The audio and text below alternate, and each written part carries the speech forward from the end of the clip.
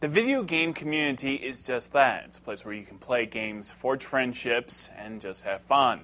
But there is a very vocal minority that actually takes things too far when it comes to smack talk, and that's where the website Fat, Ugly, or Slutty comes in. And that site is dedicated to showing content that is sent to girls. Girl gamers get these things, get messages, and then submit them because they're funny, because they're atrocious, because they're shocking, because they're all of the above. One of our coping mechanisms has been to laugh at it together and share it amongst each other and say, look at this really creative one that we got this week.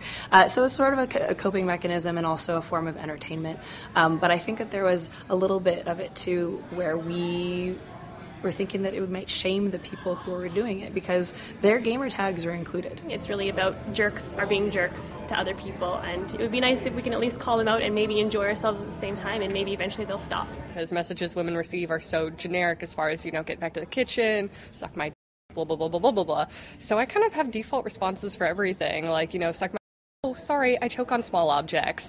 So typical stuff like that. I keep hearing the word cesspool used when they talk about Xbox Live and how people don't want to play online games, both men and women. The people who are harassing aren't just teenagers, they're growing up, they're playing games still, and this is still going on.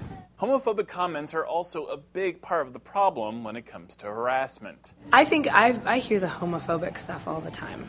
That is really a lot of the guys talking to the other guy gamers. That is the number one go-to. I saw a pie chart that was dead on a little while ago on the internet, and it was a pie chart, and so 99% of it was full, and it was labeled where people will call you gay, and 99% of it was playing a matchmaking game on Halo 3, and then the 1% was marching in a gay pride parade. It's just kind of somebody not actually wanting to make the effort to actually think about the people around them. Despite a minority of trash talkers who use racist, homophobic, and sexist comments, it's finding your own community within the video game world that makes playing games online so fun. I know there are a lot of women who don't play anymore because they don't want to deal with the harassment, but I just say find a good community that, is safe to play with, and then you'll be okay. The thing I love the most about gaming is the camaraderie.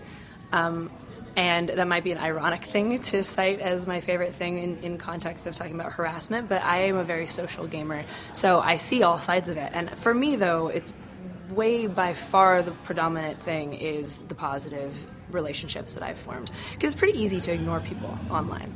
You don't have to pay attention to them. You can mute them, you can report them, and you can just not play with people. You can leave a game if somebody's being awful. And so you can select a really good group of friends and good group of fellow gamers. And that's the thing I get the most out of is personal relationships. All good points. If you have any questions about video games, you can hit me up on my Facebook page for NBCnews.com. I'm Todd Kenrick.